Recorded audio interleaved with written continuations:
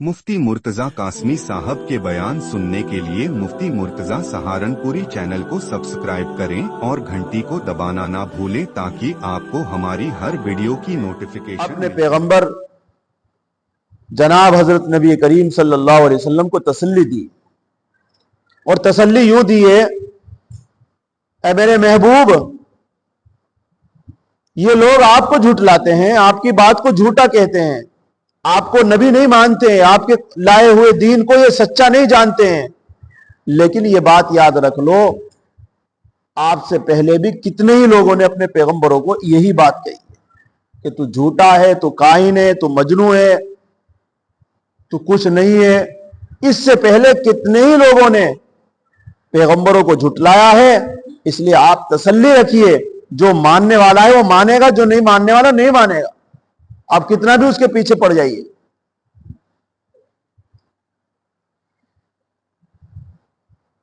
एक बात याद रख लो,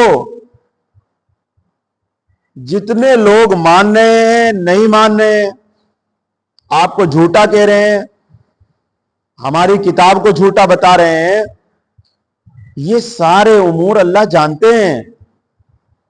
सबको एक दिन अड़गड़े में खड़ा होना पड़ेगा, अदालत लगेगी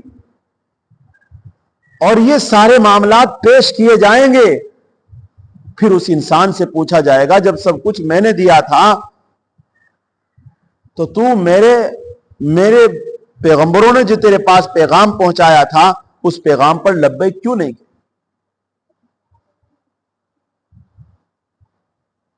उसी को फरमाया वहीं युकज़्ज़िबूक, ए पैगंबर, अगर ये तुझको झुठला रहे हैं, अगर ये तुझको झूठा बताते हैं, फ़क़द कुज़्ज़िबत रुसुलुम मिन क़ब्लिक, तो झुठला चुके हैं कितने ही रसूलों को आपसे पहले। इन लोगों की आदत है आपको झूठा कहने की।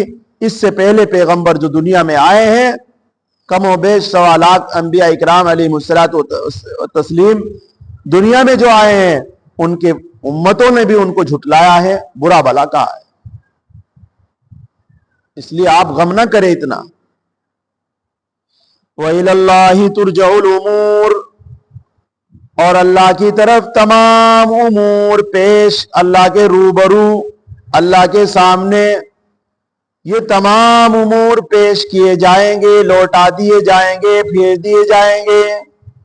सब लोग और लोगों की करतूतें अल्लाह के पास पहुंच रही है। ऐसा नहीं है हम जो कर रहे हैं, दुनिया जो कर रही है, वो सारी चीजें लिखी हुई है, लिखवा भी रहे हैं अल्लाह तबारक व तआला, और वो फिर सारे रजिस्टर अल्लाह के पास पहुंच भी गए हैं।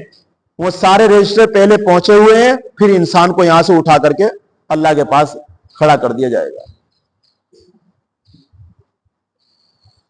आगे फरमाया, या अय्युहन्नास, फिर अल्लाह ताला कहते हैं, ऐ लोगो, होश करो, इन्न वादल्लाहि हक, अल्लाह का वादा सच्चा है। ऐ लोगो, कयामत बरहक है, मौत और जिंदगी बरहक है, जन्नत दोजख बरहक है। अल्लाह ने जो अपने पैगंबर को भेजकर दुनिया में तुम्हें जो पैगाम दिया है, यह हक और सच है।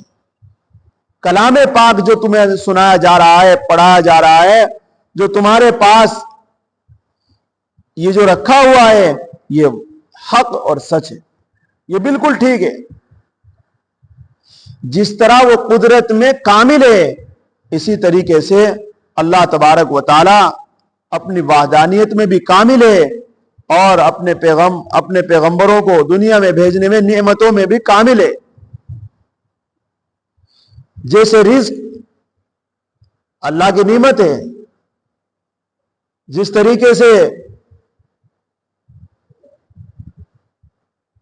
रिज्क अल्लाह की नेमत है, इसी तरीके से पैगंबर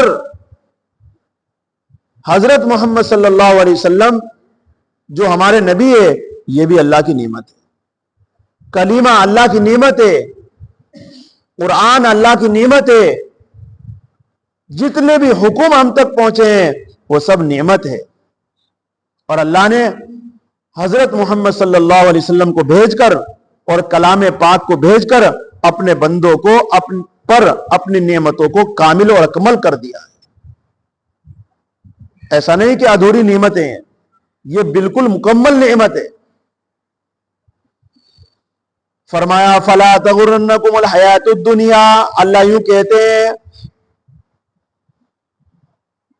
کہ اس دنیا میں پھنس کر کے اور اس کے چکروں میں مجھے نہ بھلا دیو، اس میں الجھ نہ جائیے دنیا کے چکروں میں، مجھے یاد رکھیے. دنیا کی نعمتوں میں اتنا مت کھو جانا کہ میرا بھی حکم بھول جائے تو، ایسا نہیں ہونا چاہیے.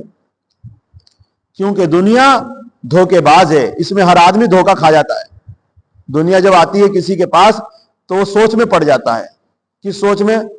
اللہ دے رہے ہیں، میرے ہنر سے آ رہا ہے، میرے کاروبار سے آ رہا ہے، اس میں سوچ میں پڑ جاتا ہے.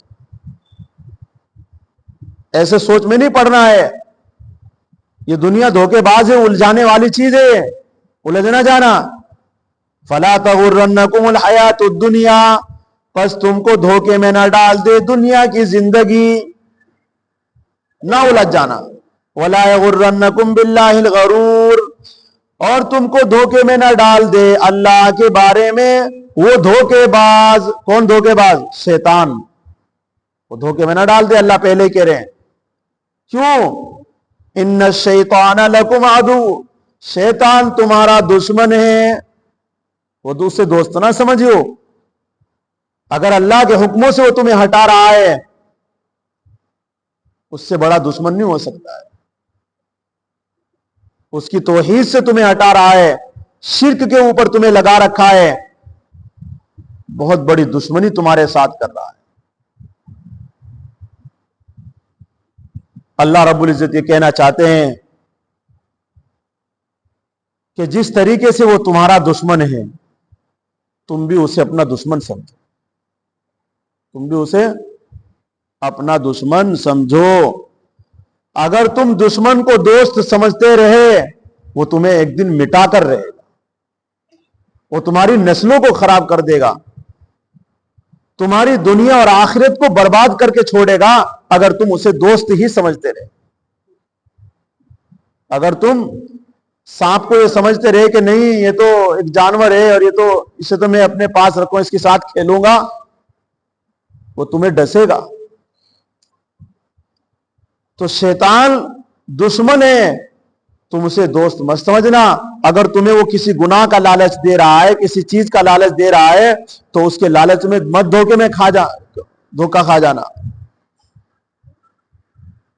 کیونکہ اس کے جتنے بھی دھوکے ہیں اور جتنے بھی وہ دعوت دیتا ہے تمہیں، نماز چھوڑنے کی دعوت، گانے کی دعوت، گالی دینے کی دعوت، بھائی بھائی میں لڑائی کی دعوت، گھروں میں جھگڑوں کی دعوت، یہ جو دعوتیں ہیں شیطان کی، یہ سب کی سب اس غرض سے ہے کہ تمہیں جہنم والوں میں لے جا کر چھوڑ دے. کلام پاک کہہ رہا ہے اس بات کو، میں نہیں کہہ رہا ہوں، اللہ رب العزت کہہ رہے ہیں. سنیے، ان الشیطان لکم عدو، عدو کہتے ہیں دشمن کو، بے شک شیطان تمہارا دشمن ہے. فاتخذوہ عدوا، اے میرے بندو، اے لوگو، اس کو اپنا دشمن سمجھو. تم بھی اسے اپنا دشمن بنا لو. اگر وہ تمہارا دشمن ہے تو تم بھی اسے اپنا دشمن بنا لو. انما یدعو حزبہ، بے شک وہ بلاتا ہے اپنے گروہ کو، بے شک وہ بلاتا ہے اپنے گروہ کو، یعنی اپنے متبعین کو جو شیطان کی اتباع کرتے ہیں ان کو وہ بلاتا ہے.